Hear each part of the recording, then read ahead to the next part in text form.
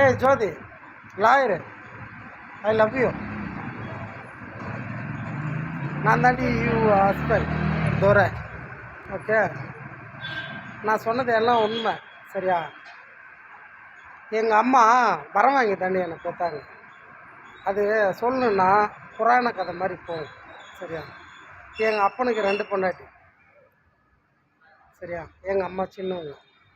அதில் எங்கள் அம்மாவுக்கு ஃபஸ்ட்டு எனக்கு அக்கா பிறந்துச்சான், அது செத்துச்சான் 6 மாதத்துலேயே. அதுக்கு பேர் இந்திரான்னு வச்சாங்களாம். எங்கள் அம்மா பேர் ஜெயா, செல்வி ஜெல்வின்னு வச்சாங்க. அது செத்துச்சான். 2வது ஒரு அக்கா பிறந்துச்சு எனக்கு, அது பேர் கோமதி. சரியா?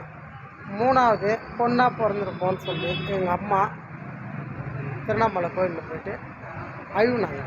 அப்போ ஒரு பூசலி தாத்தா இருந்து என்னத்துக்கு மாயூர, ஏன் மாயூர அப்படின்னு சொல்லி அவங்க கேட்டாங்களாம். சரியா?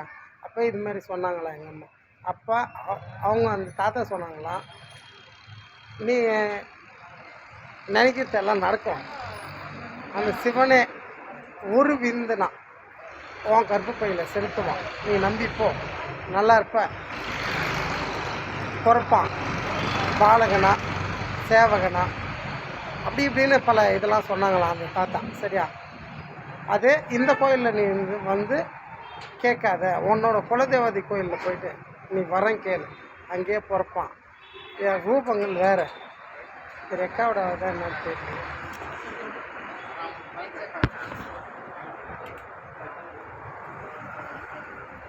பாதியில் நிற்குது.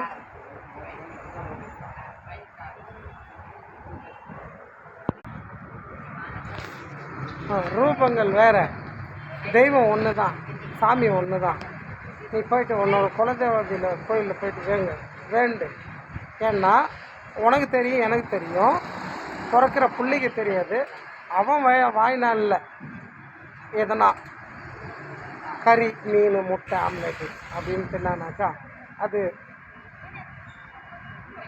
ஒரு சாமிக்கு ஒரு சைவன்ற மாதிரி அந்த காலத்தில் இருந்து இருக்குது. அதனால் நீ போயிட்டு அங்கே போய் வேண்டு.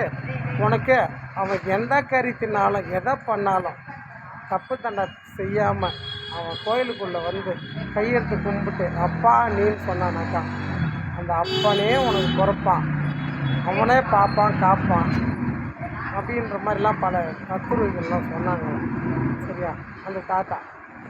அதுக்கப்புறமேட்டுக்கா எங்கள் அம்மா அப்படியே அந்த மாதிரி எங்கள் குலதேவதை கோயிலில் போயிட்டு வேண்டிக்கிட்டு